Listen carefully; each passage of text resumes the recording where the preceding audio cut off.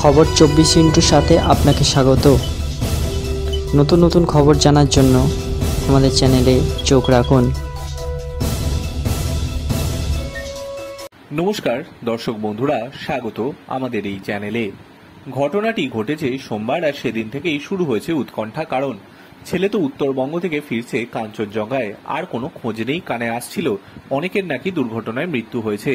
তাহলে ছেলের সঙ্গে কিছু ঘটেছে, কিন্তু মা তো তাই খারাপ ভাবনা মনে আনতে চাইছিলেন না। এরপর কেটে গিয়েছে মঙ্গলবার, ছেলের কোনো খোঁজ নেই। পরে বুধবার এলো খবর, না তার বড় ছেলে আর বেঁচে নেই। দুর্ঘটনায় কেড়ে নিয়েছে প্রাণ। লেকটাউনের বাসিন্দা বিশ্বপ্রতাপ মিশ্রার মৃত্যুতে কার্যত রাগ কাটতে পারছে না পরিবার। বিশ্বপ্রতাপ বাবুর মা জানালেন, ছেলের সঙ্গে ঘটনা আগেই কথা হয়েছিল। বলেছিলেন, মা রান্না করে রেখো, আমি 9টার মধ্যে ঢুকে যাব। জানা যাচ্ছে, লেকটাউন দাঁড়িবাড়ির বাসিন্দা বিশ্বপ্রতাপ মিশ্র কর্মসূত্রে উত্তরবঙ্গে থাকতেন। দিন 25 আগে গিয়েছিলেন সেখানে। মা বাড়ি ফিরছেন সেই খবর পেয়ে ওই ট্রেনে চেপে বাড়ি ফিরে আসছিলেন বিশ্বপ্রতাপ, কিন্তু ফেরা হলো না। রেল দুর্ঘটনায় অকালে প্রাণ দিতে হলো বছর 35-এর এই যুবককে।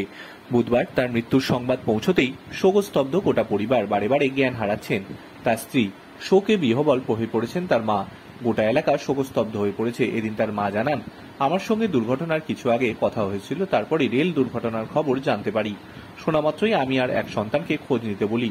তারপর বেশ কয়েকবার শিয়ালদহে খোঁজ নেওয়া হয়েছিল, তবে সন্ধান পাননি। তারপরে আমার ছেলে দুর্ঘটনাস্থলে গিয়ে মৃত্যু সংবাদ পান। ব্যুরো রিপোর্ট, খবর 24x7।